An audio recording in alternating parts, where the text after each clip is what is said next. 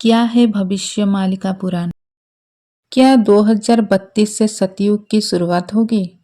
तो आइए जानते हैं इसके बारे में क्या है सच।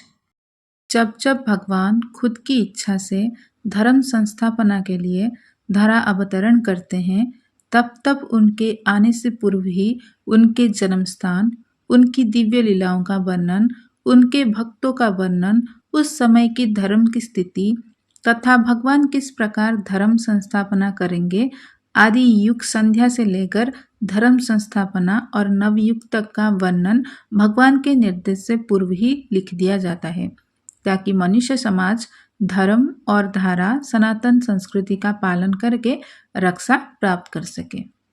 तो आइए शुरू करते हैं। बहुत बहुत समय पहले की बात है।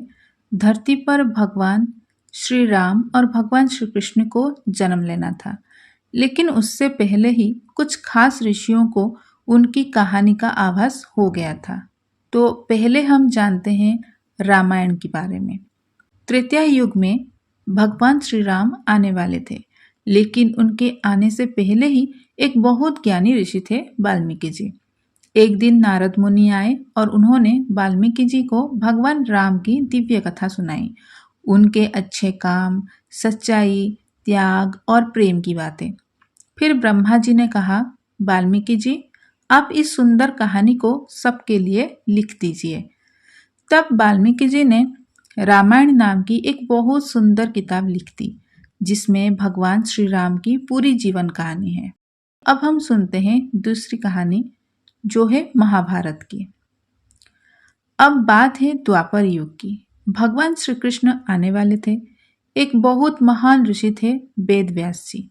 उन्हें पहले ही पता चल गया था कि दुनिया में धर्म की हालत बिगड़ने वाली है और भगवान कृष्ण धरती पर आएंगे। वेद व्यास जी ने सोचा, हमें एक ऐसा ग्रंथ लिखना चाहिए जिसमें अच्छे और बुरे कर्मों का फर्क सबको समझ आए। तो वे हिमालय की पहाड़ियों में बैठ गए और भगवान गणेश जी से बोले, आप मेरे कहे शब्दों को जल्दी जल्दी लिखिए। गणेश जी ने कहा, ठीक है, लेकिन आप बीच में रुकना नहीं। वेद व्यास जी ने कहा, ठीक है, लेकिन आप भी तब तक नहीं लिखना जब तक उसका मतलब अच्छे से ना समझ ले।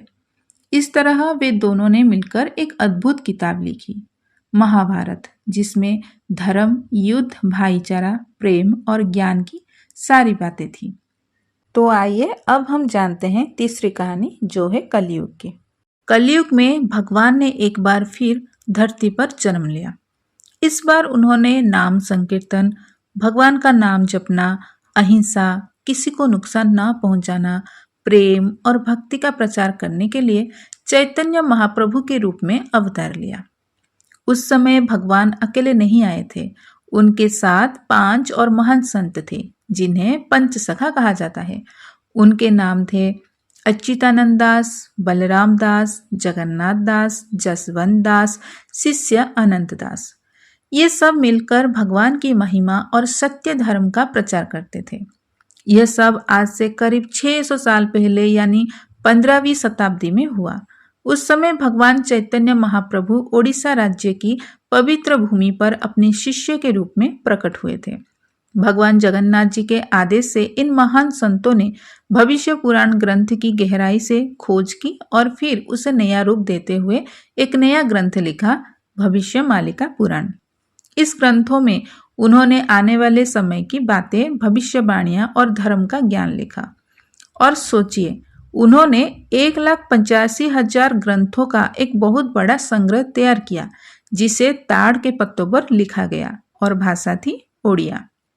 इस ग्रंथ में पंचसखाओं ने कलयुग के अंत में धर्म की स्थिति, भगवान श्री कल्कि जी का धरा अवतरण, धर्म संस्थापना, मनुष्य समाज का उद्धार और अनंत युग तक की भगवान की लीलाओं का वर्णन विस्तार पूर्वक किया।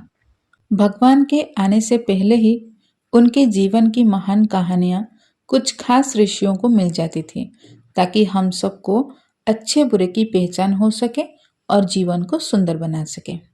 भविष्य मालिका में लिखी हुई प्रत्येक बात पत्थर की गाढ़ है और हमेशा सच साबित हुई है।